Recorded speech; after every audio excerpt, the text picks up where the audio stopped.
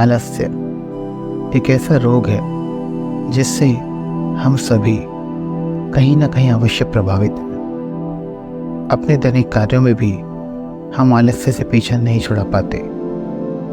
आलस्य व्यक्ति के जीवन में एक ऐसा बंधन है जो उसे अपने लक्ष्य तक पहुंचने से रोकता है।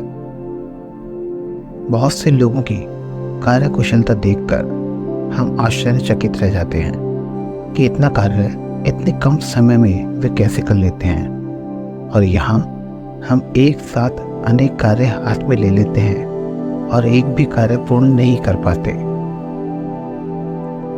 यदि आप भी आलस्य से पीछा नहीं छुड़ा पा रहे हैं तो महात्मा बुद्ध की ये शिक्षाप्रद कहानी आप ही के लिए है।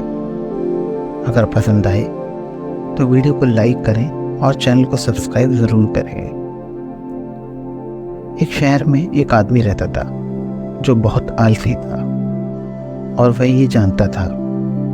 एक दिन वो महात्मा बुद्ध के पास आया और दुखी मन से बोला, मैं बहुत आलसी हूँ और अपने आलस्य के कारण कोई भी काम ना तो समय पर करता हूँ और न ही ठीक से कर पाता हूँ।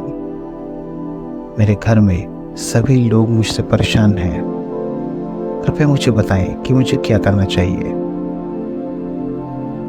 महात्मा बुद्ध मुस्कुराए और बोले, तुम्हें कैसे पता कि तुम आलसी हो और तुम्हारे अंदर कैसा आलस्य है? व्यक्ति बोला, मुझे ठीक से नहीं पता कि आलस्य क्या है, लेकिन जो भी है बहुत बुरा है। बुद्ध ने कहा कि आलस्य एक मानसिक स्थिति है, एक विचार है, एक भावना है। इसे व्यक्ति अपने अंदर लाता है। मनुष्य में आलस्य दो प्रकार का होता है, शारीरिक और मानसिक। शारीरिक आलस्य का कारण भोजन है। जब हम ऐसा भोजन करते हैं जिसमें स्वयं में कोई जीवन नहीं है तो ये शरीर के लिए बोझ बन जाता है और फिर आलस्य पैदा करता है, क्योंकि हमारा शरीर भोजन से प्राप्त ऊर्जा से ही चलता है। जैसा भोजन हम उसे देते हैं वैसी ही ऊर्जा हमें मिलती है। इसीलिए अगर हम आलस्य से बचना चाहते हैं तो आरामदायक और आसानी से पचने वाला भोजन करना चाहिए जो हमें प्राकृतिक रूप से उपलब्ध हो।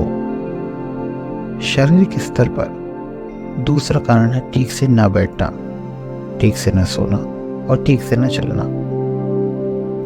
बुद्ध ने आश्रम के भिक्षुओं की ओर इशारा करते हुए कहा कि इन भिक्षुओं को ध्यान से देखो। इनके चलने, बैठने और लेटने में संतुलन है।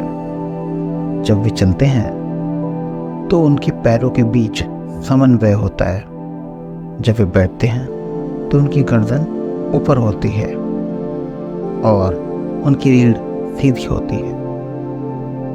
जब वे लेटते हैं तो उनका शरीर पूरी तरह से स्थिर और तनाव मुक्त होता है, जिसके कारण उन्हें आरामदायक और गहरी नींद आती है। व्यक्ति ने पूछा, क्या पर्याप्त नींद जरूरी है? बुद्ध ने कहा, हाँ, न कम न ज्यादा। यदि रात को पर्याप्त नींद नहीं मिलेगी तो कल आलस्य और थकान से भरा होगा। उस व्यक्ति ने कहा, आपने सच कहा, ये बात मुझे भी महसूस हुई है। बुद्ध ने कहा कि शारीरिक स्तर पर तीसरा कारण सुबह जल्दी ना उठना है। आप तभी जल्दी उठ पाएंगे जब आप रात को सही समय पर सोएंगे। हमारे आश्रम के भिक्षु रात में इनके सोने का समय निश्चित होता है, तभी ये सभी जल्दी उठ जाते हैं। हर भिक्षु में अनुशासन होता है और यही उसके जीवन में संतुलन लाता है। मनुष्य अनुशासन को बंधन मानता है, लेकिन ये सत्य नहीं है। अनुशासन हमें बांधता नहीं बल्कि मुक्त करता है। बुद्ध ने उस व्यक्ति से कहा कि यदि तुम आलस्य से बचना चाहते हो तो एक निश्चित दिनचर्या बनाओ। व्यक्ति ने कहा, लेकिन शुरू कहाँ से करें? चलने से, बैठने से, लेटने से या सुबह जल्दी उठने से? बुद्ध ने कहा, अब से